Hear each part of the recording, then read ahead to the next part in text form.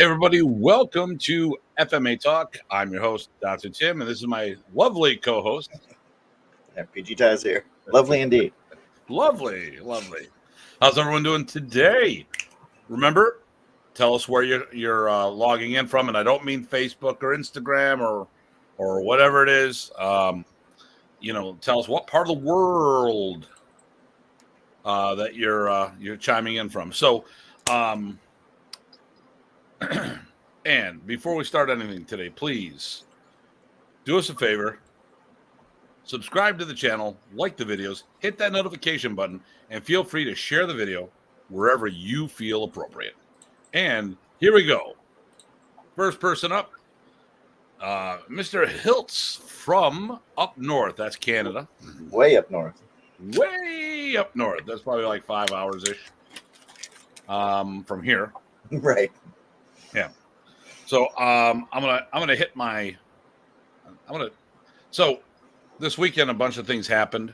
I want to talk about one of it right now. So we were at the martial arts symposium, and whenever I have to drive somewhere more than an hour, I usually do live posts. Okay, and I said Deep River. So I've got a whole bunch of things in my head that I've been holding on to for a while. Not holding on to, but things I want to just talk about. And I can't do it at home because I've got that honeydew list and my Datu list. But the thing here is, when I'm on the road, there's nothing I can do. I can just, I usually I work on some stuff mentally, think about lessons, think about lines for some speeches I might have coming up, some presentations, working out a mental script for upcoming videos, that kind of stuff, So I did one about hypocrisy the other day. It had nothing to do with the weekend. Hey, hello from Oregon, Eric. Hey, Mr. Eric, how you doing? So I talked about hypocrisy, and listen, we put ourselves out all the time. And when someone calls us on something, Ty and I, we don't freak out. We point people to sources of information, and they can make their own decision. We have things that are our opinions, and then we have things that are, well, I'm going to say, I don't make claims, I make statements. And I will point people to the information so they can see the data of said statements. Hello, Master Parsons. But the funny thing is, these same people, when they make statements and someone calls something on them, they start crying foul. So this was the hypocrisy thread I went on yesterday, and I still, I do feel that. I don't listen. If you're going to put yourself out there, be prepared. Oh, my goodness gracious. Hey, Invasion. Ty doesn't play nice. Very nice. I'm the most nicerest. Yeah, he's usually I'm supposed to be the bad cop, but he's the stealth bad cop. And then hoping both of you are well. Yes, we are. Yeah, so let's talk about the weekend, especially since Dean just happened to chime in. And Frank, hey, how you doing, Frank? Hey, Frank. How you doing? So we went up to Manchester, New Hampshire to participate in the martial arts symposium. Now, there's been a lot of talk about this, where there was the FMA invasion at the symposium. Now, let me talk about something here. It was nothing more than marketing for the FMA track. Hold on. Ty, I've got a little emergency right here, otherwise known as a 170-pound lapdog. So let me deal with him real quick. Hold on. Hey, buddy. Yeah, for those you don't know, the Martial Arts Symposium is a great event. It's essentially, all the best ways is like a convention of martial artists getting together, sharing. So there's workshops going in on 3 different rooms and 4 or 5 different floors in each of the major rooms and 2 in the minor room. So you've got 12 classes going in any given time with just excellent teachers.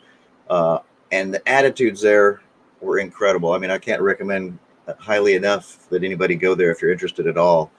To me, it's how a multi-style, high-level, constant sharing event should go. It's just run spectacularly smoothly with the best caliber instructors, and it's actually screened for that. So it's made to to go smoothly. And so we were part of that, and the group of us that were there as FMA track banded together to be this FMA invasion. We weren't taking anything over, but we were coming together. So some people thought that I put something together. It was just marketing for the FMA track. So let me see here. Jeremy Godet from Canada says hello. Oh, nice. Dean, great time with both of you, and much thanks for showing me the ropes. Truly amazing experience. And Nathan, good evening, gentlemen. It was a great to see both of you over the weekend. Thank you. And then Nathan and I ended up talking. He kept me awake on the way home. Nice. Usually that's Rich Parsons' job. He was slacking that day. Well, no. See, Rich Parsons is when it's like 3 or 4 in the morning of me driving, and then he and I talk all night. When it's only 11:30 at night, then it's, my clutch guy of Nathan. No, Nathan was fun to interact with. It was great. We were joking around a lot, busting each other's chops, and I gave him a treat, which confused everybody. Oh, okay. We won't get into that, but Okay. It was funny. And Rich, LOL. So, here's the thing, and it's good that we all live apart from each other, because we probably drive each other crazy. I mean, that's really what it is. That being said, it would be nice if we were closer, or if it was easier to travel. They had a transmat beam that would bring us over there. Scotty beamed me up. Yep. Something along those lines, so we can see each other easier. But it is what it is. So, did you mention some of the people who were there? No, I did not get there. Nope. So, let's hit it right off the bat. Hanshi Bruce Chutnick is one of the headliners. Yep. Oh, when was it? 3 hours with some Wendy's mixed in. Nice. He was there for my Wendy's stop. Okay. Hanshi Bruce Chutnick, which was a student of Angel Cabales, along with a whole bunch of other people, and probably Remy's first American student, Remy Praces. Walking encyclopedia. And, of course, Uncle Bill happened to call, and Bruce got on the phone with him. So, Hanshi Bruce Chutnick and Uncle Bruce, or Uncle, I just said his name. I had my brain went, Uncle Bill. That's Juarez. I'm working on meeting him. I got to see about making that happen before it's too late, before he stops teaching or something. Then Superfit Bill Wallace is another one of the headliners, and then I was basically the top 3 guys were set up. There was 4 of us at one time. Unfortunately, one person is out at the Juarez. Yeah, well, whatever. I'm not a CLOC guy. That's why I got you here, Nathan. You're going to keep me on track. Oh, and my friend and Frank's friend, Christine Bannon Rodriguez. And Christine Bannon. So, the three people who've been there. It was Michael DePasquale, Bruce Chutnick, Bill Wallace, and myself. But Michael is recovering from surgery, and a couple other people COVID took out of, which is today's conversation as well. Hold on, you do your thing again, because I got. Sure. It's got the agitated home family dog life. No, so with those people on the bill, that was just a part of it. There was just so many really good people there. I made some new friends, some people I just watched and got a good feel for, and really said, "Hey, wow, I want to see more of what this person has to share." And just the nature of it was great. So it was run by Terry Dow. And I think those are the names. Okay. And of course we get to the things where we had to. Well, there's a lot of top tier. Okay. Here's the thing. If anyone ever has the chance, hey, Craig, how you doing? Craig's been in the event as well. If you ever have the chance to go check these out, there are so many top tier people who are busy running schools. So here's the thing. There's this misnomer that if you're running a school, you're not good. Mr. Dobson, how you doing? I haven't heard in a while. Awesome. I got to see you in Canada this weekend. But there are a lot of top tier people out there who own schools, and their schools are running great, and they don't have to do seminars. I'm getting to that point right now. Well, we were talking to some people this weekend. And we talked about Marshall Business, and It's really at the point where you're going to have to pay me a lot more money to leave because I'm making the same, if not better money, staying home. Yep. I do plan on continuing to travel because I don't think the art will do well without it. We need as many people out there doing stuff. Well, that's great to hear, Tim. You know, Ty and I individually are doing seminars north of 20 a year. Post-COVID, pre-COVID, it was 30 plus a year for me. We've got Craig Mason, who's on the show, has been doing a bunch. Canada's been jacked up right now, so the last 2 years don't count, as far as I'm concerned. They shouldn't count, that's for sure. Yeah, no, and then but we've got people. We got top tier people right now, or the top tier people in our group. We're doing collectively, we're probably doing 60 seminars a year. For an organization, that's badass, and it's not all on the shoulders of one person. See, that was the thing. Remy did the bulk. He was doing 50 plus seminars a year because he did 2 a weekend. I was doing 20 seminars a year, and then there really wasn't many people who consistently. They had people who had good runs. Someone do 5, 10, 15 seminars 1 year, and then it was nothing. Consistently, I was doing a lot of seminars, but we needed more people consistently doing seminars. Mm-hmm. You learned through Eric, and then Eric got to a point where life took him in a different direction. Mm-hmm. Hell, that's how Frank had him, and then life took him out of Connecticut. But we've got people in our group that are consistently doing things, and that's what we need for the art. But I digress. So when we look at a lot of these people that are teaching at this event, they are so underrated. Like Terry Dow is basically Bill Wallace's top guy. Yep. We don't like saying the word successor because then mortality comes into play. But at the end of the day, he's the guy. And one of the things this thing showed was just how ready everybody was to move past COVID. This was a huge event, especially coming out of something like the last 2 plus years, and people were overjoyed to get out there and share and learn and just do the thing that we all love. Yeah. Was that you beeping because of a message? I don't think so, but that fits in today. So I wanted to make that point too, because that was an observation I had that struck me a lot, and I said so to Terry. Yeah. There's a guy hanging out on the sideline, and there was a Wing Chun guy that showed up, and Terry's like, that guy should be teaching.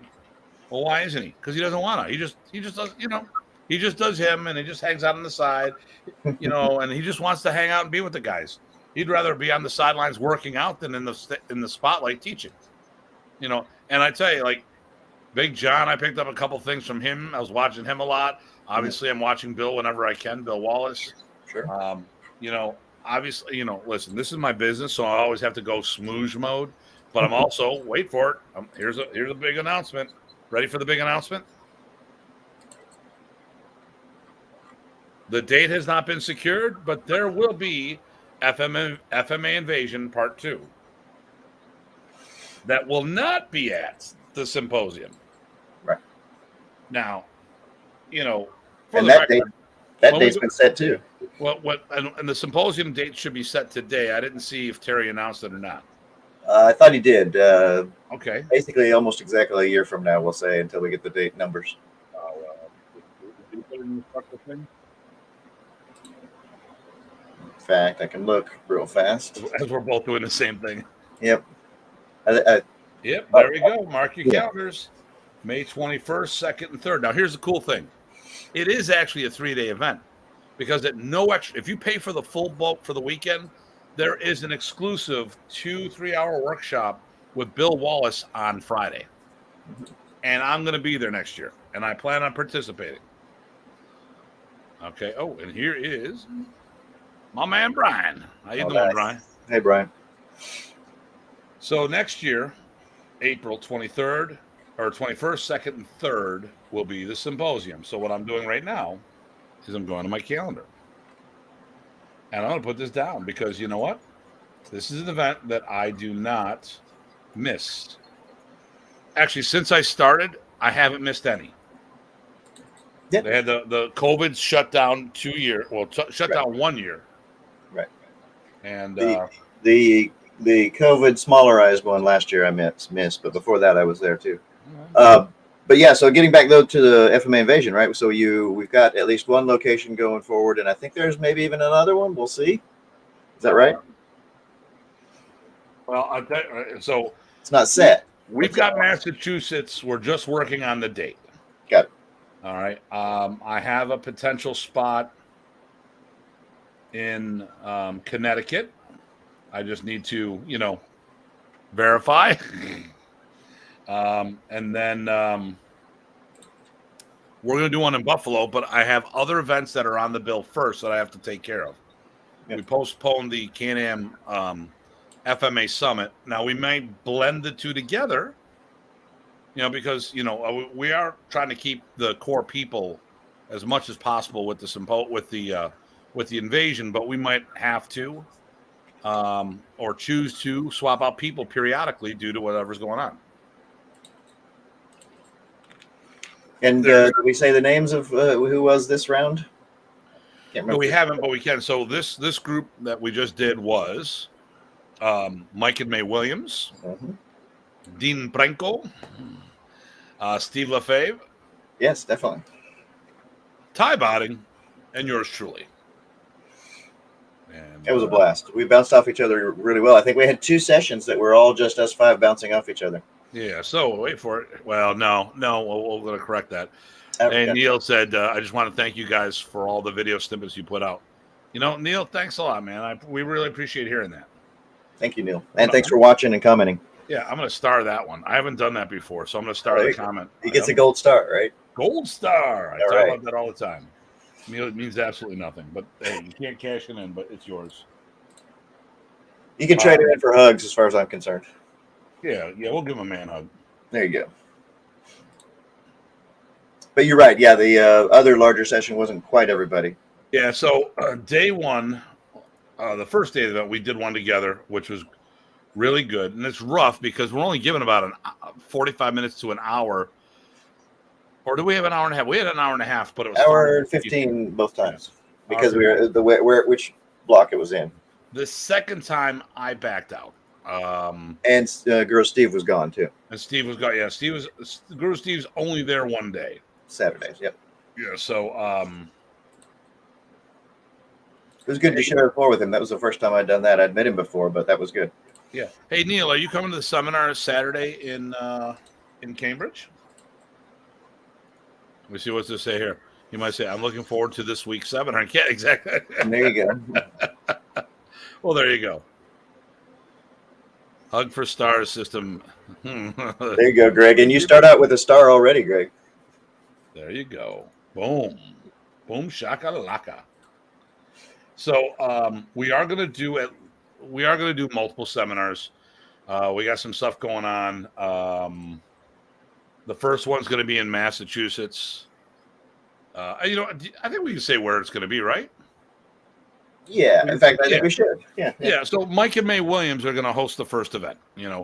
Ty and I are going to be. It's going to be a hall for the two of us, but it's more central for the group right now. The next one I'd like to do in Connecticut. We'll see if that's going to happen or not. We'll see when that's going to happen. I know that'll happen. I just don't know the schedule. Then we're going to make this happen in Buffalo too, and I think that one we might look at bringing some people in. Nathan and Tony and Jack and Dean and myself were supposed to do something together, so I might look at putting that all together and having them part of it. Let's see, if it turns out that Steve can't travel, then it's easier to replace somebody versus put somebody else on the bill because we already have 5. And then you get like 8, and it makes it crazy. So, right. But I think that one we'd have to do a 2-day event if it was that large. Oh, shucks. Oh, darn. Yeah, there we go. Which, you know what? Here's the thing. Right now, the Canadian border is loosening up and beginning to happen. So once that goes, because right now, I was talking about this right now. For FMA, Buffalo's an FMA oasis. It's just us, and then there's nothing. So there's one club in Buffalo, which It's a gym. The guy owns a gym, and a couple nights a week he does training. But it's a small group. It's not a dedicated school. There's me, and then there's another karate school. There's a karate school that has something going on one night a week or 2 nights a week, and then Rob Guida, who comes in on this, he's on the hopefully he's attempting to test for his black belt in next month, but he's got a satellite program for us. So the numbers are getting bigger for Buffalo, but as a whole, there's like nothing around. There's really, Doug Marcade is in Rochester, but last time I saw him at the Blade Show, he had so much responsibility with the show, he couldn't do seminars anymore. So I don't know what is happening with training, because he was always on the road. And I don't know what Mark Cardona is doing anymore. Yeah, I don't know. So I don't know of anything. And then Syracuse, there's the FMA. There's more in another, like there's the Syracuse Jeet Kune Do Club. So there's FMA there, but it's not an FMA club. There's nothing in Albany, to my knowledge. No. Tony has a small club there. Does Serrata there, but that's under 10 people. There's really New York. I don't even think there's a lot of. I know there's a couple schools in the city or by the city, maybe Long Island area, but not a lot of stuff here. You would think there'd be more FMA schools in New York. You would think, yes. You would think. I get hurt when I think. It don't feel right. Okay, so, but that's that. Let me see here. But we had a blast. Everyone was sharing. There was a learning curve for us to interact with each other. I think we adapted fairly well. Could it have been better? Of course, it always can be better. But I was very pleased and satisfied with the performance of the group as a whole. And that's not me judging each other. That's us working as a unit. And that I was very pleased with. Definitely. No ego. Besides me, because someone's going to say it anyway, so I'll beat you to the punchline.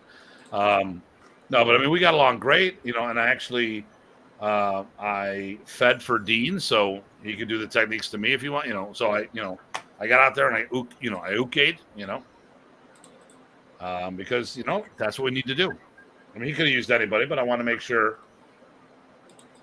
everyone knew we all trusted each other emphatically. So, you got anything else about the weekend? Not much. Now I'm just getting ready for the next weekend because my event is 5 days away. I just posted. Nice. We got to get that up on the. You got to send it to me so I can put it up on the thing. Oh, I thought on the place. All right. Yeah. Gotcha. Let me see here. So, do you have a flyer you want to share on the show with us? I've got the event listing even.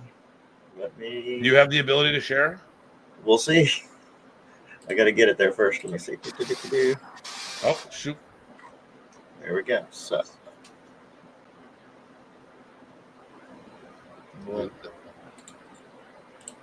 Let's see. So, yes, I will share. And then I think what will happen is it will ask you.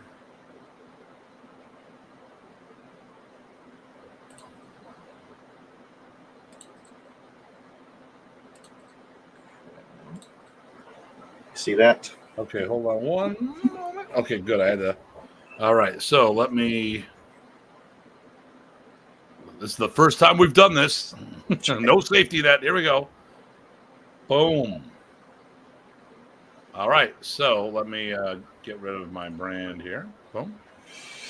So that's on Facebook events, and if you look under that title, you'll find it. Well, I'll post the link actually. Yeah, there you go. So 8th annual spring FMA thing. Yep, and this is not, it's not. It's still we're remembering our friend Rovera, and we're out there, and sharing stories, but also sharing material, and he's part of it as far as I'm concerned. And so then there's the donation page if you want to do that. April 30th, 9 to 6, all day at Providence Park Pavilion. So all the info's there. It's free with a $10 donations requested if you feel like it, to help cover the pavilion rental. Other than that, we're just there sharing, eating, visiting, and family picnic fun. Okay, well, okay, let me talk about that right there. So you're going to be like doing, barbecue master, right? Somebody's going to be barbecuing. I guess it's going to be. It's definitely not going to be a PG Chad. Okay. Okay. So he's bowing out because it was too much of a hassle. Okay. So there's food there. All of it is inclusive, so it's a good deal. Another thing that's going on this weekend, because I'm gonna share mine. Actually, what I want to do here is do this. So and I'm gonna get rid of the. Should have kept the brand out. Let me get rid of that banner. So this weekend, Extinct Combatives, Modernities for the Streets in Cambridge, Ontario. That will be happening this Saturday. There is you can find the information online. And then on that's Saturday, and on Sunday is wait for it, the black belt pretest for the WMA camp. So for those who are planning on testing at camp, we are doing our pretest. If you are part of the testing process, your instructors should be doing the pretest. They have the outline, but you can watch the test virtually, how we run the pretest. It'll give you a vibe on how the test is going to run. And I'll have that available for all the people who've done it. I'm going to record it after all. Nice. So nice. That'll be good. I may actually be doing live sessions on my thing if that works smoother this time. No promises because I don't want to mess it up. Yeah, I hear you. So, so that's that. I think we get into it unless there's something else. No, I should do it. In fact, and Chris Nally just got on and said good evening from Georgia. I don't know if you caught that. Yeah, there we go. I was going to say, hey, Chris. I was going to say these events and us getting out there again is also, I think, another sign of this post-COVID thing that we're talking about today. So I think it dovetails nicely, even though we also used it to get the word out. Yeah. It's a good time. So we're coming on the tail end of COVID. So let's talk about what our show is, this topic, and that is, what has COVID done to the martial art community, the good, the bad, and the ugly. So I'm not afraid of talking about topics, and by all means, people feel free to chime in. These are our opinions. These are the truths based on how we see things. We are always open to someone giving us their side or their opinion and giving an opportunity to people to change our mind, as long as they're willing to give us that same chance. So here's the thing. If Ty and I are on the opposite side of something, I talk to him. I go, listen, I'll let you change my mind if you give me the same opportunity for you. And at the end of the day, we still don't agree on things. It's like, all right, this is one of the agree to disagree. Let's go on to the next topic. Right. There's a bunch of things. I'm a little stronger. I'm more visceral on things. And usually Ty is more PC. Usually, not always. Usually. I think I've rubbed off wrong on him, or bad, because a couple things have come out of his mouth, and I'm like, damn. Well, no, I think that's actually a COVID thing too, right? So, or maybe it's just a time in everything, right? You get, after a while, you just get some tired of certain things. So that would be some of the ugly, I guess. Do we want to start with good, bad, ugly? Do we want to start with trends? What do you want to start with? Okay, let's talk about the bad. Okay, the bad is 30% of all martial arts schools closed permanently. Those who could hang on are prospering. There's good. There's the yin and the yang. A lot of these, but a lot of businesses closed down, and it may have been the bandage that needed to be ripped off. Some industries were crippled due to what the government did to protect people. And obviously we know, and some of the things they did were misguided, but we didn't have, this was a new situation. We haven't had something like this in 100 years, and I do not fault any of the initial decisions to protect the public. But I'm in New York, and I had to deal with Emperor Cuomo, and it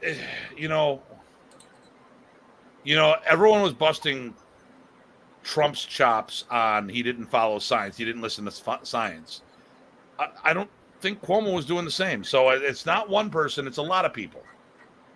I'm more about the facts. Okay, we didn't know how it was spread. We did everything we were supposed to do to protect ourselves and our families, and then we found out later that we didn't need to do all the things that we thought we did. We had to change them. Okay, good, we're there.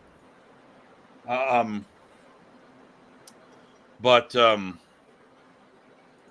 there, we got through this. Let's talk about some of the what are some of the good things that came out of this, do you think? Good things. Well, I think it did two major things. One, I think for some people it really revealed to them how much they want to do certain things, and I think for people like us, it's refined. Yes, we are committed to doing these arts that we love and sharing them and getting out there and learning. All of that. So I think it helped highlight that, right? Because when there's a challenge, some of your most important things come to the fore. And along those same lines, I think, because of that, it actually did, I think, encourage a lot of folks to come together and share that and do something about it. Okay. And support each other. Well, I want to talk about that on the bad and the ugly. I get you. Because we're going to talk the other side of that. Yep. Okay. Okay. Here's the good. Here's some of the good. One, okay, so I have a full-time school. Ty's been to it. It's a phenomenal facility. And I decided that no more loaner gear.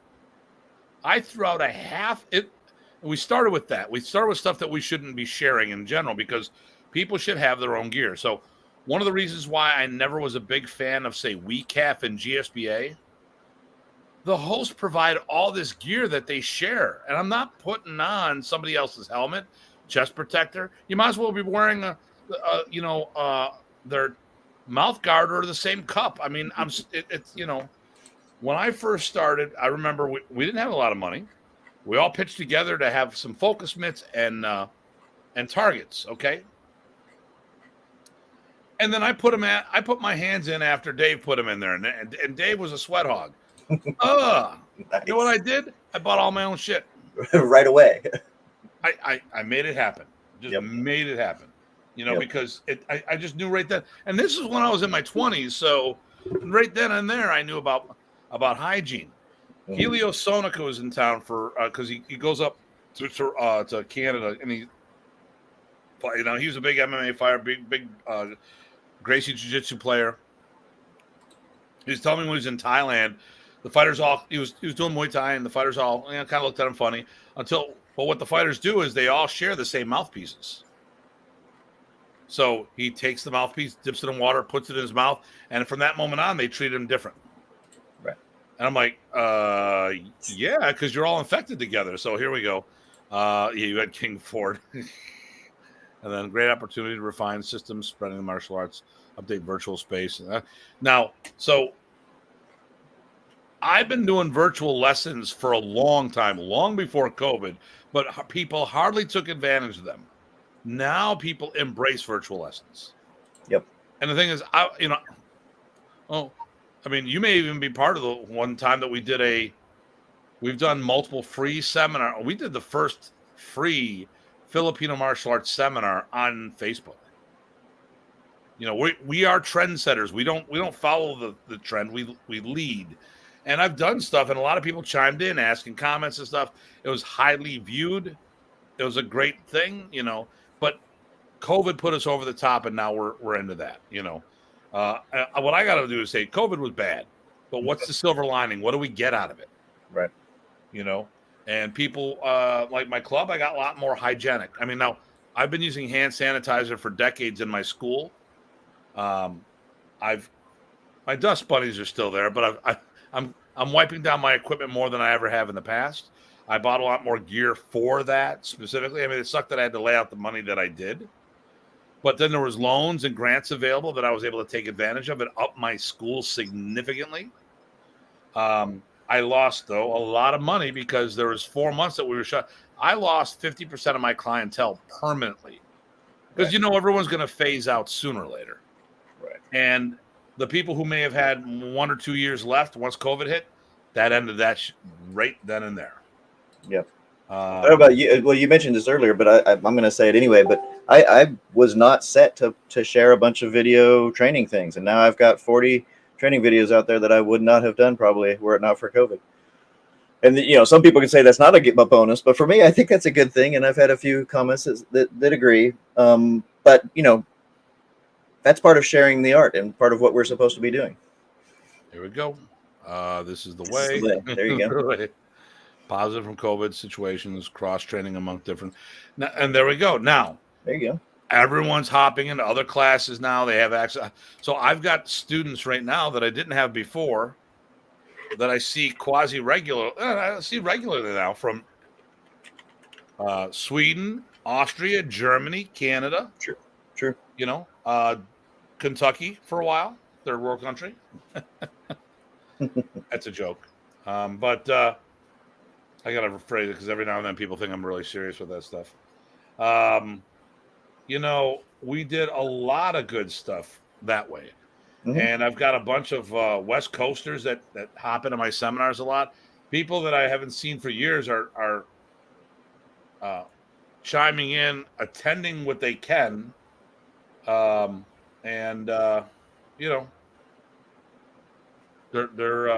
doing well, and I think that way we got the word out more. But here's the thing that people have to remember. We use that to supplement training, not to substitute training. Absolutely. So, still got to do the work. Right. Which is another thing that came out of this. Some people realized that's what they want to do, and so they did that. You know what? I'll give you an example. So when Burton came out, he started Battlefield Kali, and my knee-jerk reaction, bullshit. But now I see Dean Franco. Dean Franco's a product of that. Dean's looking really good. Mm-hmm. But then again, that was before. This is when I first heard about, before I even started, before I knew about Skype. Because that's what I used to do my lessons with, was Skype. This accelerated everyone's business by multiple years when it comes to advancing technology and stuff. It made people embrace technology because they had no choice. People were afraid of technology, afraid of change. Right. And like I said, Dean did a phenomenal job here this past weekend. I was very impressed. And a lot of his training comes that way because, I mean, it'd be nice to be able to hang out in Hawaii on a regular basis. I mean, you've had an opportunity to train at Burton's training facility. Yeah, a couple times. Yep. So that's good. And I will take credit for facilitating that meeting. No, you encouraged me. But I would also say, let's not. I don't want to sell Dean short. He put in his years and work even in person. Yeah, a lot of years, decades. Yeah, so because he's been doing a lot of other things. Yep. And I mean, Dean has worked his craft, but the material he showed was not material he had access to locally. Right. So so this is giving people a great opportunity to do stuff, and Dean is a positive example of how that could work. Yep, definitely. Okay. Well, and he put in the work to do it too. It's not easier. I would say it's harder if that's what you're really going to do. But again, you also have some previous training, which helps. So let's talk about. Let's do the double-sided stuff. So the good and the bad. You're going to have a bunch of, I don't want to say mail order black belts, but actually, so when I was in, first time I went to, hey Larry, first time I went to Barbados, there's a huge contingency of YouTube black belts. So they weren't even Zoom black belts. They were YouTube. So they're copying videos on the internet. And this one guy, oh my God, I'm not going to say where he worked, but Carl and I stopped in and visited, And my God, did he look like Bruce Lee from the movies? You can tell he got that shuffle and everything, but I've never seen him apply anything. And it's like, well, I know he didn't work with the JKD guy down there because the JKD guy down there said, nope, never worked with me, but there's a lot of people that are learning from videos. It was evident down there, and they didn't have that training. It was the bulk of their training, not the supplemental portion of it. We are doing stuff right now, and we're running. We've got a fairly decent program running, because the thing here is that I got my videos on demand and people use them, but I don't have it exclusively for the training. I want to do those virtual lessons with people, and that's working well. Mm-hmm. But I think part of that is that I'm a seminar instructor, and I have the experience of managing a lot of people and giving verbal directions, but I'm still missing those opportunities, those touch points to do that little fine tuning. But we'll get that farther down the road. Yep. So I think it's pulled people together closer. Here's the side of the back and forth on this. So I think we've gotten closer together, communication wise. People are talking that never talked before, but here's what I question on that. How many of them are being nice and pulling together, because we're all in the same storm, but different ships. Are these people lashing their boats together to be a stronger community and help each other? Or are they doing that so once one starts taking on water, they scuttle it and take all the supplies? And I've seen the latter happen so many times, I'm a little pessimistic at times. Or the other thing is, maybe they are all sincere. The question is, will these relationships continue after COVID is done and we're back to normal, or whatever that is these days? And I think for the community, we need to stay in better communication with each other. So what I'm really hoping for is that brought the community together in a positive way. But in the back of my mind, having been doing this since the 80s, I know what I've seen time and time again. Right. But hopefully, like you said, it came together in a lasting way, but it doesn't happen for free. So part of the reason that I think it happened this long distance method is because, like you said, we're forced to. And so that work gets done. So once it goes back to, quote, normal, people are going to have to still keep some of that work going. Otherwise, it won't last. Right. Just my 2 cents. Yeah. So we're going to hit the ugly in a moment. So let me go this one more time here. What do you think? What's our list of goods? Let's put it that way. So we have the community. We have awareness on what people really want out of things. Some people doing the work almost in spite of things, which really is, I think, enabling and encouraging and motivating. Communications, long distance exposure. People getting stuff out there in alternate ways, dragging us kicking and screaming into a technology which has a bad rep for some of the reasons you said, which is the mail order black belts and things like that. But you know what? You get that in physical schools too. You have, the very McDojo-y schools, and you have the so hard ass schools that nobody wants to stay. Well, yeah. Well, that's another, yeah. Yeah. Cross training. Oh, and Larry, that's another show. There you go. Larry Thompson. I guess I don't know if I heard. Oh no, I said hello, Larry. Yeah. Okay. All right, I didn't notice that. Sorry, I was a little multitasking, guys. I'm trying to decompress here. No one pays attention to Larry. That's what I figured. And see, that's another positive, right? Everybody can bust everybody's chops, and it's okay. Oh, you said the word. Oh my goodness, you said the B word. You get fired off the internet. You get fired off the internet. Yeah. No, listen, if they haven't fired us off for what I've said, they're not going to fire it off what you said. There you go. Basketballs. Yeah. That's what we're talking about. Busting each other's basketballs. Yeah. Whatever that means. Then you have to go play somewhere else. Yeah. There we go. So, is there any other goods that Dean mentioned the cross training one? I think that covers most of them. So, Well, here's one that some people may perceive as not so good, but I think it's a good one. With the cross training, I think people are beginning to understand that this is a customer-based service industry, which means they're paying for a lesson, and if you don't get it especially now, they'll go get it elsewhere. The one thing that was really good about our show this weekend, or not the show, the invasion at the Symposium, was we had a good cadre of FMA players there. Mm-hmm.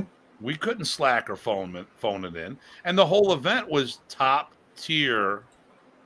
I mean, okay, so I'm not going to say everybody was the elite. What I'm going to say is top tier. I'd say that all the presenters were in the top 30% or the top third out there. What do you think? I mean, that's a broad spectrum.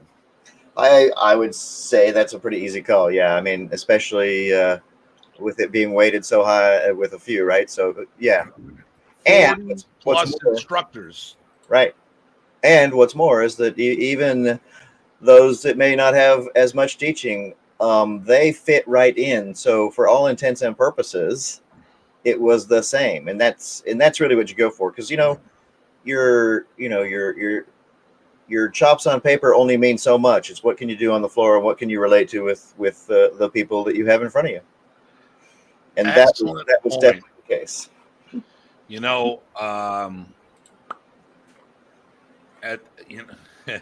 Thought about this with Nathan a little on the way back. I'm not going to talk the name I threw out there, but I don't care about credentials. I'll go on the floor with anyone. There's no one out there that intimidates me that'll make me scared. Now, I do know if I end up teaching with certain people, it could be a huge opportunity for me. So I'll have those jitters of excitement, but I'm not going to vapor lock because I'm scared. I mean, there's no one out there I feel, oh my God, I'm teaching with someone. I mean, I've taught with Remy. I've taught with Remy. I've opened for Remy. He's handed the ball off to me on multiple times. If I can handle that kind of pressure that he, being a student, there's no one out there who's going to put any other pressure on there that I can't handle. Well, who should put the most pressure on you is the students in the first place. So the person who's going to put the most pressure on me is the guy I look in the mirror every day. That too, yes. Your own best and worst. One of the things I've been very pleased with is you guys coming in. So since the borders opened up, or since COVID is relaxed, PG Ty, PG Craig, PG Chad has come to Buffalo on multiple occasions since the lockdown, and we're coming up on this. We're doing the 20th. We're doing the 65th anniversary of the art. And I wanted to have a big test. It was supposed to be on the Memorial Camp, but it didn't work because we still had a lot of restrictions. So now the thing here is that I'm looking at the anniversary camp, and I feel that I'm 2 years behind. But every time you guys come in, you're very pleased with my students, where I'm not, which just means to me that there's two reasons why I'm not pleased with them. It's one reason. I set such a high goal where they should have been if they didn't have to take those 2 years off or have those 2 years of restricted training. I feel that we got cheated. Right. Well, and to be honest, you see them all the time, so you know exactly what you told them to fix. And what do you mean you didn't fix it? I already told you. But you guys come in and like you and Craig are very pleased, and I'm surprised they, I'm like, wow, they said good things about them. I figured that would be the person they'd bust my chops on. So I'm very pleased and happy, but it just goes to show the kind of standard I put. I mean, my goal is always to be the best in the room, or to have the best group in the room, or the best of whatever in the room. And, and if I can't do that, it's not because I didn't try my best, and I'm looking at things like coming home, I was talking to somebody, an old student of Remy, that's going to help me out in the department that he's worked that I haven't. And someone very, I'm not going to talk about the person right now. I'm going to bring it up in the future, but someone who crossed hands with me on some stuff, and I let them lead something, and I felt that, I want to say I got owned, but and they said, no, listen, I felt the energy that you let me do that to see what to sense my energy. I'm like, okay, good. You're right. I did. Mhm. But it's been a long time since someone pushed me around like that in something that I do. So there's people I'm still reaching out to get myself. It's like, well, maybe my whole is better than than the masses, but I know there's chinks in my armor that I need to make better. You know, when it comes to doing Remy's art, that is. So on a side tangent there, but so the good. Let me see. So virtual classes to supplement, not substitute training, forcing people to step up their game, or people might go elsewhere. Mhm. People get exposure that should have but couldn't before, but now they can. I mean, think about this: people don't have to send money to the Philippines anymore. There's a bunch of people teaching over there now that can offer seminars and not have to worry about things. And now it's not a donation; Right. it's an actual paying for a service that it's helping people over there. Yep. Global slowdown, bad. I'm still got stuff far behind. I mean, it took me not okay. I am not selling this, guys. I just got my when you guys were in town. I just got my rattan order from 9 months ago. Wow. And I got a lot of work to do to process that because I've got the spring honeydew list going on, and I've been gone away on seminars. So, but I am not going public. I mean, you guys, everyone's hearing about this, but I'm not going to be selling stuff outside my club or my seminars right now because I don't know when I'm going to get the next batch. I can't guarantee getting more rattan, so there's no way in heck I'm going to offer that up to anybody. Okay. So,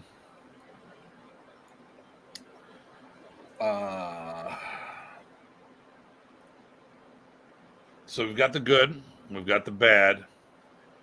Do you think we've covered all the? I mean, we know the ugly, which is this is actually a little of my rant this weekend.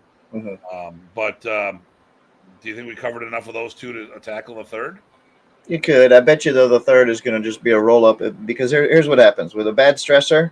Sometimes it brings out the worst in people. So we'll probably cover most of the ugly with that. But yeah, I mean, the bad and the ugly are tied into each other, but that too. Yeah. Okay, so and people, all right. Well, let's get into the ugly. This might actually be a faster show than I thought it was because really I think we're moving pretty good with this, don't you? Yeah, I do, and actually just as well. I gotta get up early tomorrow, so there you go. So the ugly, I think, and this isn't just the martial art world, but I'm noticing it in the martial art world more. So first of all, listen, everyone has been forced for 2 years. Well, no, the situation put them in the pandemic and the conditions that we have to deal with have got people used to becoming keyboard warriors, virtual outlaws, maybe. Mm-hmm. And even when they see each other face to face, it's not face to face, it's mask to mask. Right. And there's that social thing of, not. It is more ugly in France. Okay. Hmm. All right. Okay. What I see. They must be in French because in France because we can't say something like that because that would be bad. Yes.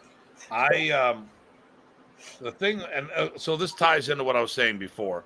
So you put yourself out there, you say something, and you expect people to call you on stuff if they don't like it. And it doesn't necessarily mean that they're right. They're just going to call you on stuff.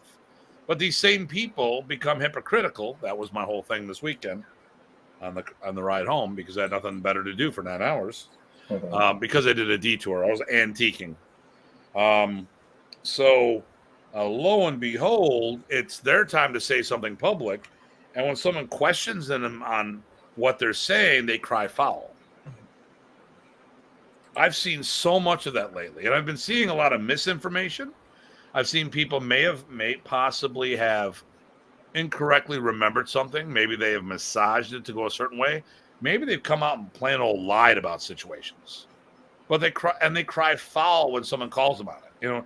And the thing that I've seen, I mean, and I've just seen lunacy as a whole on so much stuff as of late, which I don't want to get into all that stuff, because this isn't anything that happened in the last 72 hours. This is stuff that's been going on from the beginning of COVID and continually getting worse. You know, Ty makes a post about modern arnis, and someone from the Philippines says, "How dare you modernize the art?" And it's like, listen, you dumb moron. I mean, that's what I'm thinking. Do your own research. One of the biggest ambassadors for the Filipino martial arts is the one that named it, not us. I talk about Americanized arnis, and some guy in the Philippines says, "I'll show you next time you're over." I'm like, really? That's not what this is about. And you know what? The Americanized arnis is better for me. It's the approach. It's the teaching methodology. I like having structure, not chaos. You know, I like understanding the language. I like being articulate to even use my own language versus just hearing words incorrectly, and using them incorrectly. You know, an instructor that has an actual education, that goes a long ways, you know. Here we go. The worst is when they criticize content but don't have suggestions or a vid to sustain their criticism. Yep. Greetings. Hey, we were just talking about you this weekend. How you doing, my friend? You know, well, that's it. Yeah. Okay, so guy I knew, a modern East guy I knew, was teaching out of a BJJ school, and right at the early stages, like, you know, this is low tech BJJ back then. You know, I mean, it's not as refined as it is today. So he does a stick takedown, and since he's in the club, he goes, there's a rear naked choke, and he crosses his ankles. One of the biggest no-nos in Brazilian Jiu-Jitsu. So it was a learning opportunity. Someone could have sat there and say, hey, listen, I get it, because in the street, you're not going to have people who are going to know how to reverse this, but most martial artists don't think that way. Hi, Rita, or whoever else it is. And then, lo and behold, everyone persecutes this guy versus using it as an opportunity as a teaching moment. So, you know, and that was back then, and it has gotten a hell of a lot worse since. You know, and I see more and more of that where people are just going crazy, and you know, it's like I get it. You know, you see something and it just, you know, I've seen so many videos out there. I mean, we can look at police videos where a cop is slapping someone around. Oh, look, it's police brutality. Then they show the video 2 days later of what happened like 3 minutes beforehand and how it got there. Oh, it's a whole nother context, you know. Why is this mass of guys jumping on this one? Oh, because he was swinging a machete a moment ago at everybody else. Got it.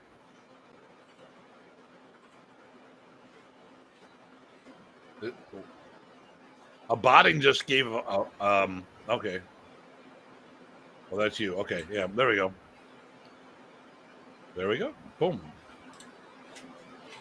So I see a lot of that stuff lately, and then well, been really driving me crazy. This has been happening lately, but it's been happening more than the last 72 hours. All these promotions as of late for no reason. But that's just me.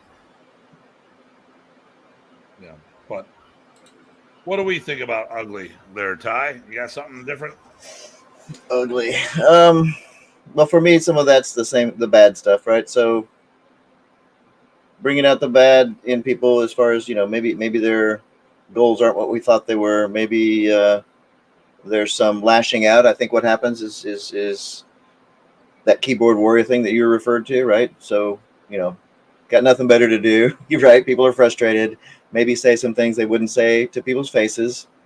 I don't know. I have to. We're all humans, so I have to, you know, keep that in the back of my mind with a grain of salt for anything that does bother me. I can go, wait a second, you know, there is some room for maybe there's more going on here.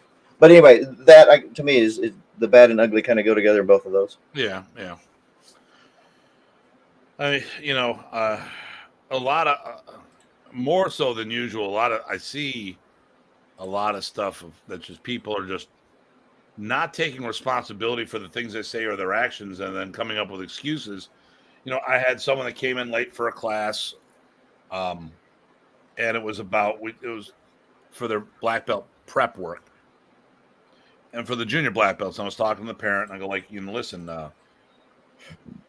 there was no reason for them to be late. And they agreed that they all make mistakes with that situation. I go, so we're all in the same understanding. The schedule is the schedule, and when we do the actual test, late is a fail.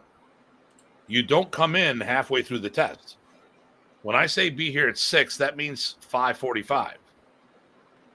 That means I don't say be here at 6. We start at 6.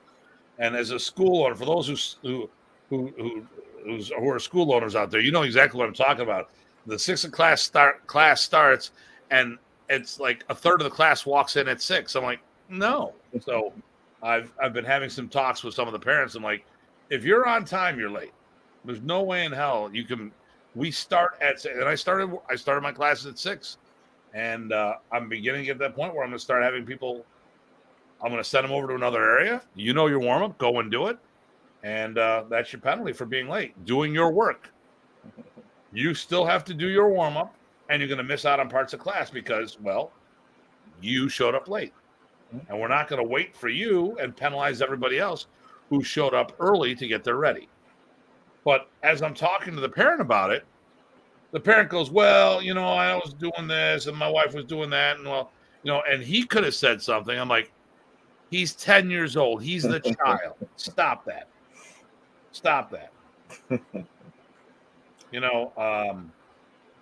That's where I could rant and rave about too many parents thinking that we're going to treat our kids as peers instead of children that we're trying to grow and cultivate. But don't get me started. Got into it a little with one of my students, and I apologize because, things have been getting on me lately, and I took it out on him, But how it got there, something went sideways, and I reacted based on how I felt at that moment. Well, you should know better. I'm not that person. I know. I'm sorry. I didn't mean to. But the thing here is, my feeling is still my feeling, just like you are. You're having the same feeling, Let me see here. I'm trying to think of something. Okay, here, Ty. Here we go. Here's Ty. I was the highest tested black belt ever. Now, highest tested modern East black belt. You get twisted because one of the people I was talking to, this came up, and the one person said to me, I didn't test for my rank. Are you trying to say something about me? Why is it about you? Right. Why do you have to go there? Right. You just literally said something about yourself. I said it by myself. To get all the context right, and it's pretty neat. I'm like, hey, listen, like when I'm promoting myself, listen, no one complained about my promoting tactics of the FMA evasion. But I have to have a game plan to promote Tim Hartman as an entity for business. This is just a promotional statement. So, and what I also do is I give other people outs. So it's like, yeah, I was the highest tested black belt in over 17 years when I got that. Okay. Which meant over 17, which would have brought it back to 83, which meant most likely I was the highest tested black belt in modern Ernie's history in the States, most likely. There could have been somebody, but there's a good chance that an actual test, at least till 83, and he said more over that. Okay.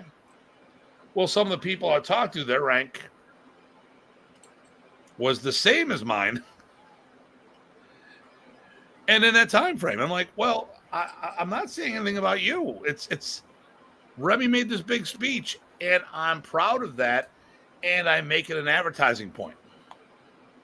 Because it also takes me away. It doesn't say I'm the highest black belt. It says I'm the highest tested black belt. Mm-hmm. And that kind of stuff was happening before COVID, and it's gotten worse after COVID. Mm-hmm. I think the thing that really annoys me is that a lot of people, they cry foul, but they don't check themselves. If they look in the mirror, they'd be doing they're doing it worse than anybody else.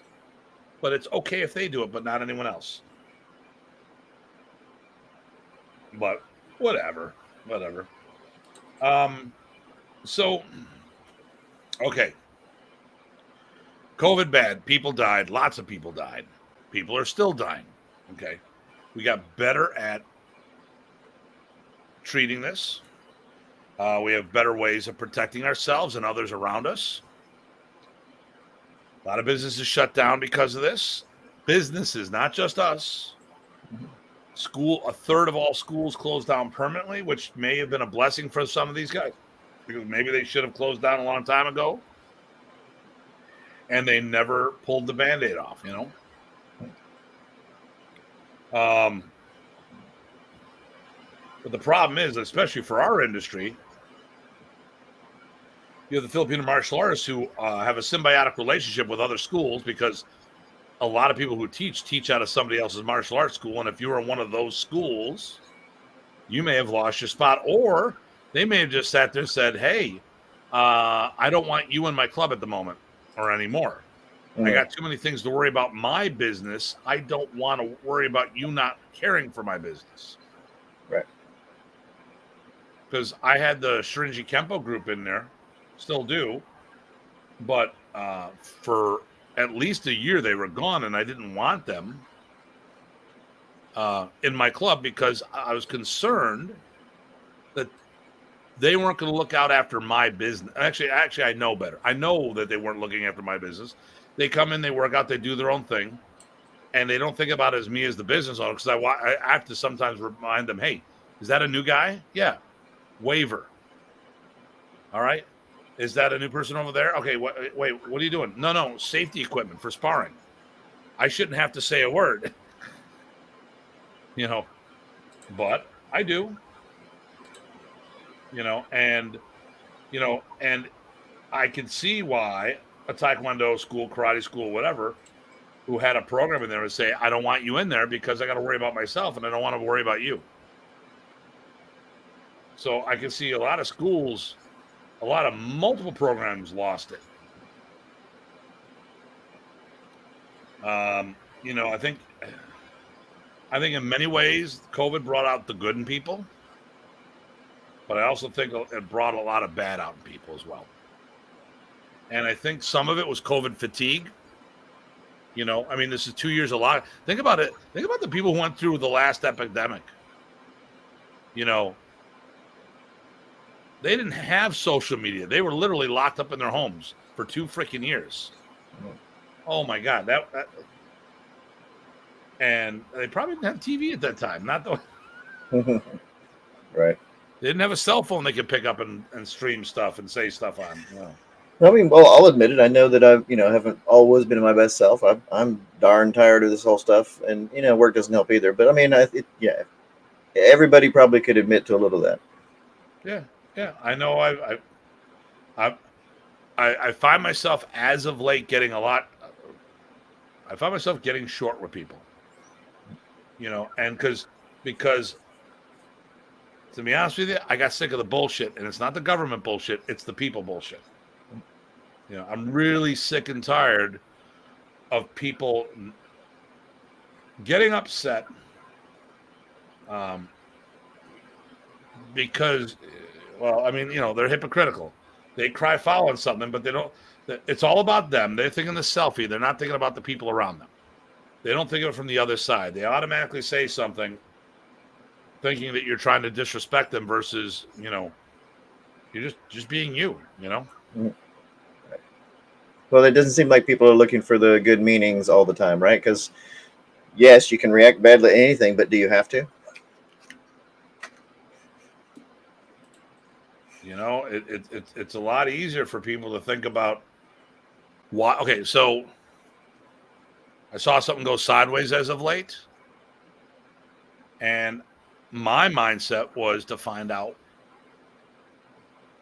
the catalyst for what happened.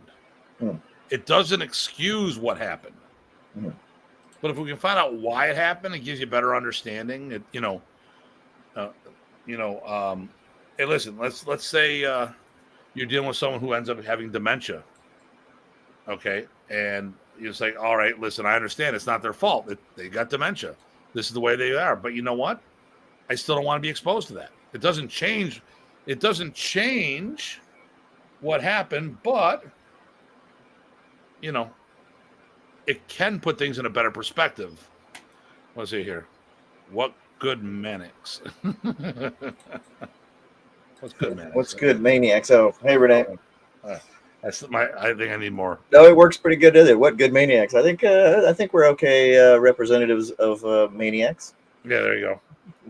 So, and that's my thing is when something happens, my goal right now is to try to find out whether we want to, whether any explanation would be acceptable for the action or not. I go with the mindset, let's say it's not acceptable. It'll never be acceptable. But if we can put it in better context, it may give us a better idea of how to address it, how to deal with it.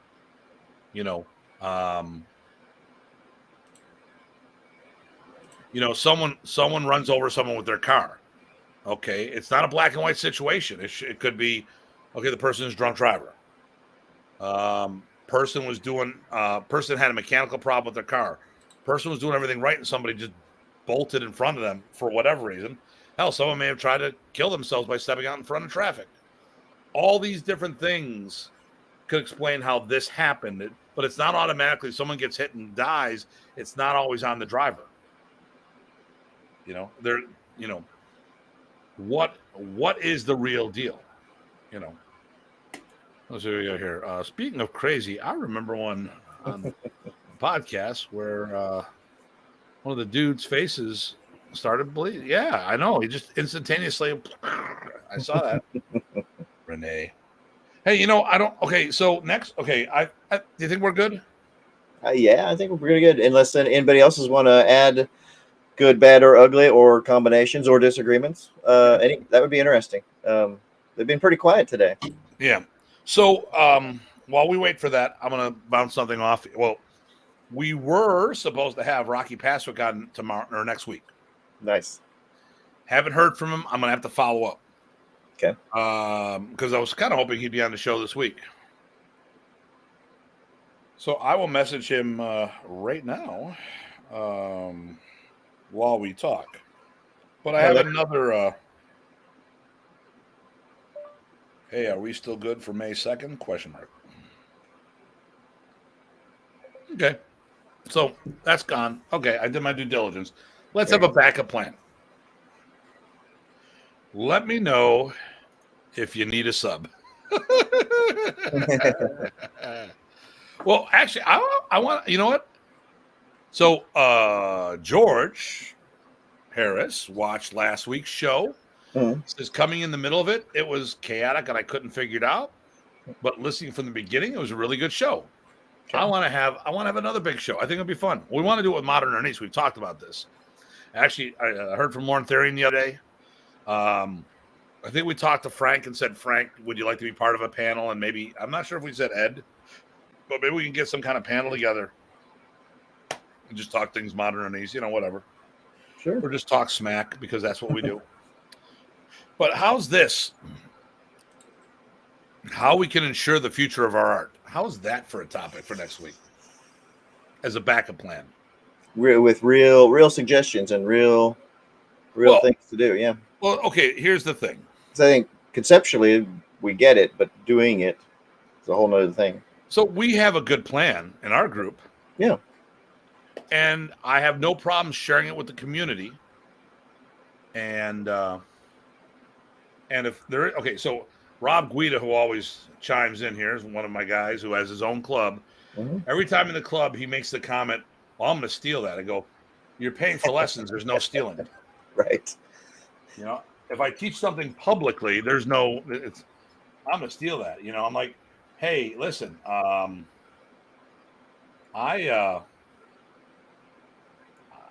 look at I didn't steal any of Remy's material. He taught me. I paid for lessons. It's not like you drilled a hole in the wall and put a surveillance camera and took it. I mean, that'd be stealing, that kind of stuff. It's not, it's not like that, So, I cannot find it. Oh my goodness.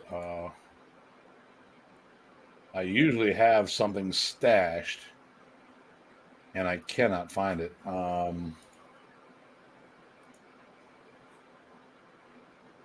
So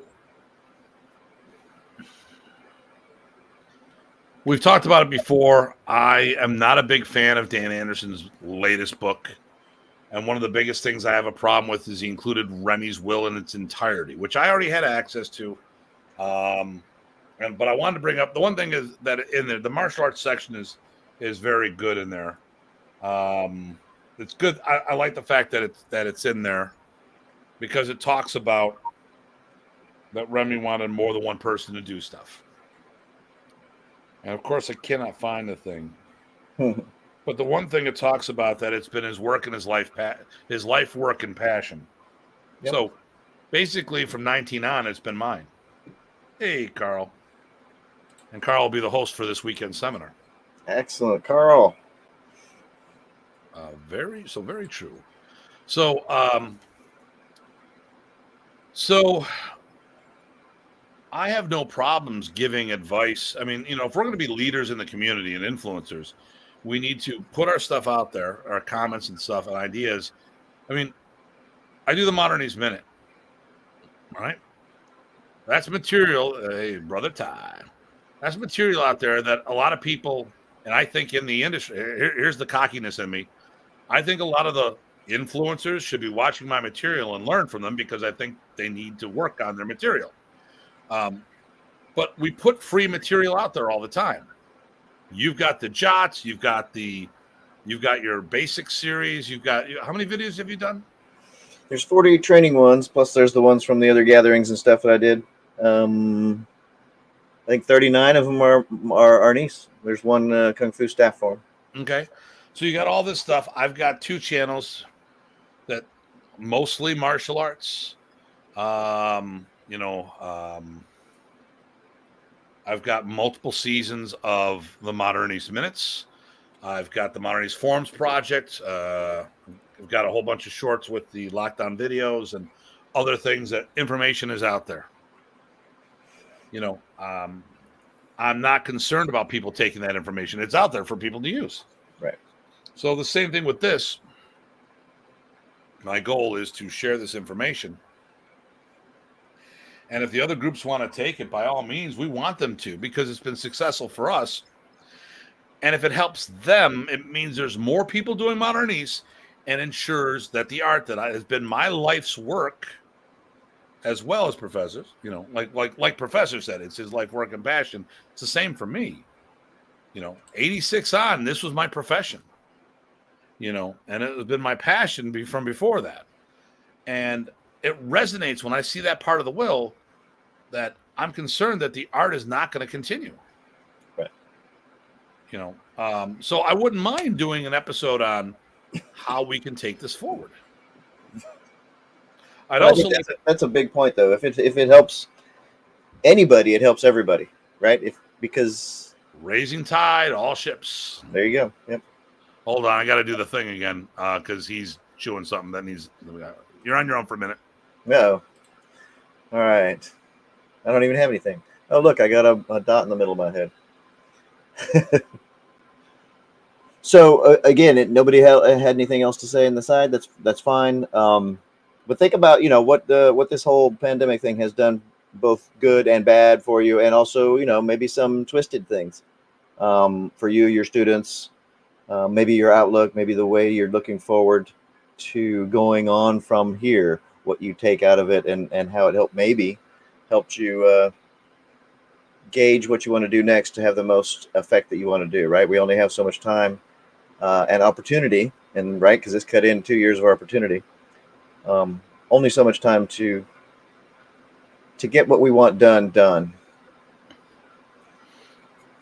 So I put it on them to think about, hey, what would you take out of this pandemic? Good, bad, indifferent, ugly, and how did it affect you? But not saying that you need to add it, but hey, think about those things going forward, because every challenge is a learning opportunity. Hey, you look like Bullseye from the Ben Affleck Daredevil. Oh, right, with the I can't get there. There we go. Yeah, there we go. Whatever that guy's name is, who plays Bullseye. Colin Farrell. Oh, there we go. You look like Colin Farrell there. Yes. I tease and say it's Colin Firth, but then my wife gets mad. Oh, here we go. Chris Davison. Haven't heard from him in a long time. I was researching martial arts places in Western New York just today. It's amazing how many are gone in the last 2 years. Sad. Yeah. And now we look at our art. Now, so here's the thing. Rant 48, or it's the same rant. It's the same rant all the time. We do not need to promote people to higher degree black belts. We need to produce more black belts. If you're going to produce people to higher levels, we need tangible things. And one of the things we're going to have in our show is actually how you get black belts, how a member of our organization gets promoted to third degree and higher. Mm-hmm. And by doing that, it helps the art. Mm-hmm. Okay. It's a gene pool thing. I'm gonna, and that'll, so yes, our method of promoting people to third, fourth, fifth, sixth, and beyond will actually help the art, where just promoting someone to seventh or eighth degree, like it's being done currently, doesn't help the art. Because what the art needs and what people think it needs is a two different thing. And this is where I'm going to say I'm right and the others are wrong. But we'll talk about that on a show, and maybe that'll be. How do we feel about that being next week's backup show? That can be part as far as fitting in with what does it take to, no kidding, get improve. Get things on the up and up for your art. Going forward, improving the outlook of the art going forward. Well, right now, modern artists, I think modern artists modern artists and other Filipino martial arts are not good right now, as far as they don't have a. Well, let me see. They don't have a. They have a bleak future if it doesn't change. There we go. Let me see here. You both have helped me understanding modern artists. Thank you for that. Okay. Thank you. No, but my thing here is there's many Filipino martial arts. If things don't change, the art, these arts could disappear. Oh, here we go. What's this? I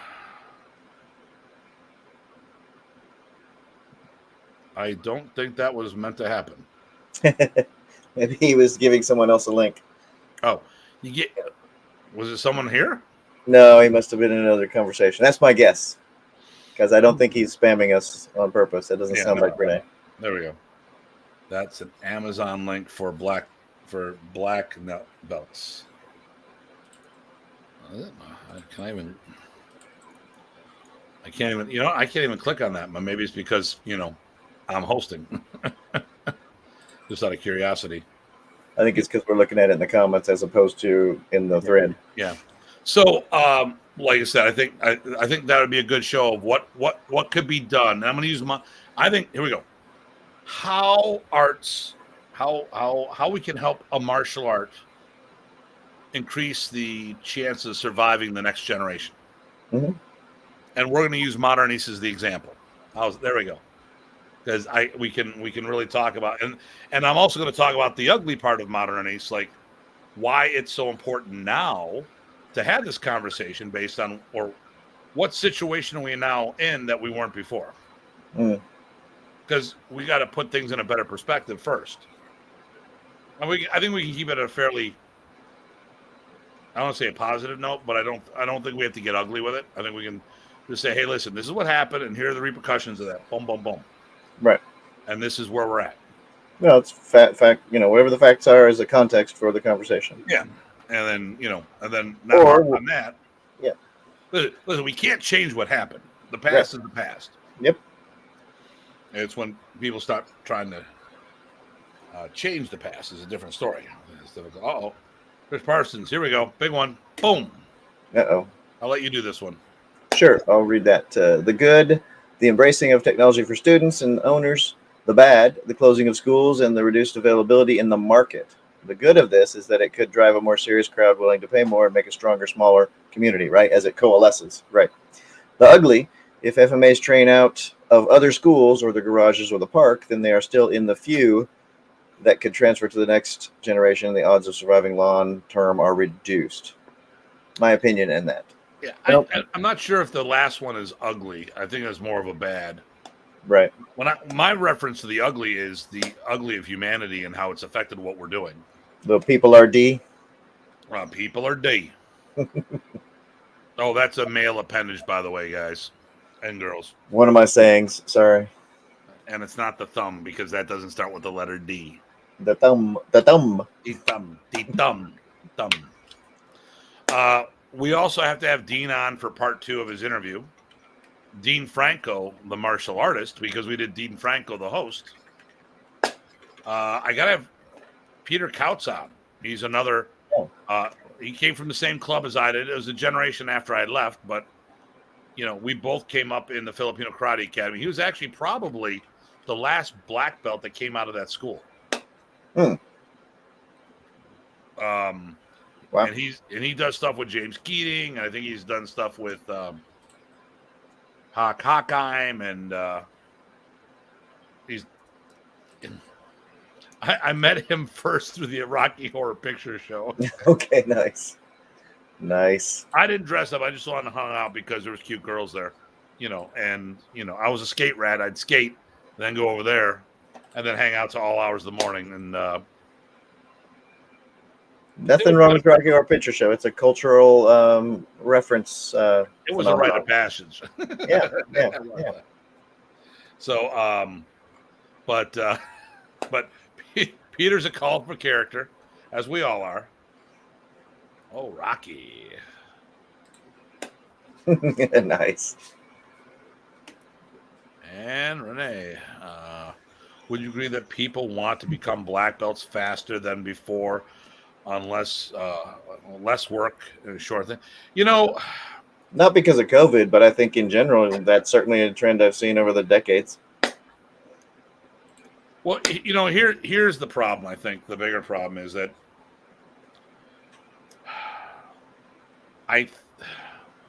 it's a multi-tier thing. One, there's a greater access to knowledge out there than there used to be before. A lot of times, okay, so let's talk about a can of worms. Let's use Ishinru as an example. These guys were stationed in Okinawa. They were there for 8 to 16 months, and the Okinawans promoted them to black belts when they left. And it may even have been honorary. No way in hell did the Okinawans think that the Americans were going to come back here and open up dojos. And these guys never went back for lessons for all intents and purposes. And then what's the first thing they did? They said it's going to take you 4 years to get a black belt, when they themselves did it in a third or a quarter of the time. And in some cases, it just may have been an honorary thing. So a lot of the pioneers who busted their ass to train hard had huge gaping holes when it came to knowledge. I know what I'm saying, and I know what I'm saying. Because here's the deal. Remy moved here. We didn't have that problem. We had access to a guy who would give us the world if we could handle it. Now, unfortunately, a lot of people in Modern East couldn't handle it because their cup was 3/4 full when they came to the table, maybe completely full. They only poured out a little to get a little what was there because they were all training other arts. And how are you going to learn a whole new system if you don't make a compromise in your training regimen? If you don't commit the time, if you treat it as a weekend warrior thing, that's the product you're going to get. Mm-hmm. Listen, if stick fighting ended up being an Olympic sport when I was young enough to fight, I could have been an Olympic athlete. A lot of people could have did it. Now, how many would I have become one? I don't think so. I don't think I would have made the sacrifices to do that because it didn't really speak to me. But I know, I mean, listen, this is who I am today, and I made sacrifices to get to where I am today. So in my mind, if that was important to me at that time, and who knows what I would have thought, 30 years ago, I might have sit there and said, "You're damn right I'm going to do it," and make the commitments to do it. I especially if you know how WECAF works, how you can always go up and down weight divisions. But even then, there'd only be about 8 people on the American team because there'd only be a couple divisions of weights. So you wouldn't know. No, let's see here. Yeah, you say we got some. You traveled all over. Yeah, because we didn't have access in the seminars. Well, but I think his point was, I think also then that, it took as long as it took to do that, right, and doing the work. Well, here's the other thing. We'll talk about Canada in a minute here because it's like Europe, but different. And I really like the comment by Chris. Okay, seems like that people want black belts to have something versus wanting a BB to be something. You're still young enough to fight Datu. Yeah, but not on that level, not in that tier. Here's the thing. So Renee's in Canada. Okay, 90% of the population lives in Ontario. 90% of them are close to the American border. But a lot of the top tier martial artists from other countries move to the States because money's better there. So people like Renee would have to save up money and travel or bring people in. In the States, we're pampered. We have so much better access to martial arts. When I go to Europe, the Europeans are far better athletes than the Americans are. But it's also part of their culture where they actually get funding to exercise. And if we had funding to exercise from the government, it might be a whole nother story. The schools over there. I mean, let's talk about Dieter. Dieter's subsidized by the government. That's why when I sit there and say that we're the largest non-subsidized, government-subsidized modern East organization in the world, we don't have government funding. The DAV does. What's going on in the Philippines does. We have nothing. And this is where we are. Hell, we were talking about this. I'm jealous with what Dieter's got over there. Dieter, when they go in a sports center, the sports center will let him sleep overnight there. Think about that. You rent out a sports center, and they give it to you for the weekend, and you can camp out there. There's no facility that I know of besides a camp that would let you do that. And if it's a camp, they're going to charge you more. Now maybe you can, my high school will let me do it because I've got a long-standing relationship. Oh, my church will let me do that. Okay, that's fine. That's the exception. That's not the norm. We're talking about what the norm is. But the States, we have so much easier access. And then, hell, I'm just talking about Canadians about getting martial arts supplies up there. They're going crazy on how much they get gouged left and right. It's supposed to be this, North American Free Trade Act. That doesn't happen. Nothing's free. Here we go. I don't have access to training here in the mid-Atlantic states. Dozens of training opportunities within a few hours. And they're like, okay, so Darren is in the Metro Philadelphia area. My God. 1 year, Remy did 11 seminars within a 2-hour radius of Philadelphia. Nice. And I used to go down there all the time to see them. Sometimes I did 2 seminars a weekend. I went to Carl Minkle's, which is Mount Airy, Maryland, which is like a 2-hour drive from Philly. The very next day, I'd go back to Philly. Very next day, I'd go to Jersey, and which is about an hour and a half away. So double dip, And since I was assisting Remy at those times, I never paid for a seminar. I just had to pay for travel. So and Remy would go to the Metro Detroit area about 4 or 5 times a year. So I'd be over there all the time. And so we have such greater access. Now, if you're in, if something happens in Ontario, well, actually, you can get around, but a lot of times, like these guys going up to Canada, they don't know how to negotiate that border. I remember Brian Z telling a story that he'll never go back up there because he had a bad experience with a border guy. And I know some other modern influencers that had similar stories. I'm like, well, how do you go up, Tim? I go, I have a little thing called a Nexus Pass. Let me in. I won't get into all the dynamics of how I make it across the border, but needless to say, I make it across the border. And no, they don't smuggle me in on a well, what do we say it was? It's not a coyote. That's Mexico. Well, actually, I'm going into Canada, so what would that be? Would that be, would they smuggle me on a deer? There you go, deer, Sasquatch. A buffalo. Buffalo, there you go. So but now I digress. No, that's okay. No, so yeah, I mean, COVID. Going back to the subject, I think we. A moose. Well, no, I think we got a lot of good stuff. People are recognizing, and I think everybody's on the same page. I know that a few people added their thoughts on good, bad, ugly. Yeah. So yeah. So I'm waiting to hear from Rocky. So Rocky Passwick might be next week's guest. That would be great. If I don't hear by Wednesday, we will reschedule him, and I will announce, how to secure the future of your martial art. There you go. Yeah, we definitely got to, regardless, get Rocky on. He's got stuff to say for sure, as we all know. Oh yeah. Oh yeah. I've had some good chats with him. Yeah. And I want to talk to him about this latest thing he was talking about, because I think it was just the video that I commented on before months ago, unless a new thing came out. Who knows? Moose Runner, eh? Oh yeah. Moose. There you go. Moose Runner. Nice. Yeah. So so you have the spring thing in Fairfax, Virginia this weekend. Right. Providence Park. I have the Astig Combatives Modernities for the Streets up in Cambridge, Ontario this weekend. That's going to be a blast. Yep. I'm bringing Jerry with me. I would. That's the name of my axe handle. There you go. A lot of some of the old timers are coming out, which is great. And that's at Carl's, right? Well, we're actually doing it at a hotel. Oh, okay. Yeah, we're doing it at a hotel. There we go. I'm actually coming up Friday and spending the night, and then I'll come back late on Saturday. Nice. And then there's our camp next month. Well, Saturday I come back, and then Sunday's the pre-test. So if here we go. Good night, my friend, and Tim. Nice, Renee. Bastard, you suck. Okay, you're a D too, but I like that.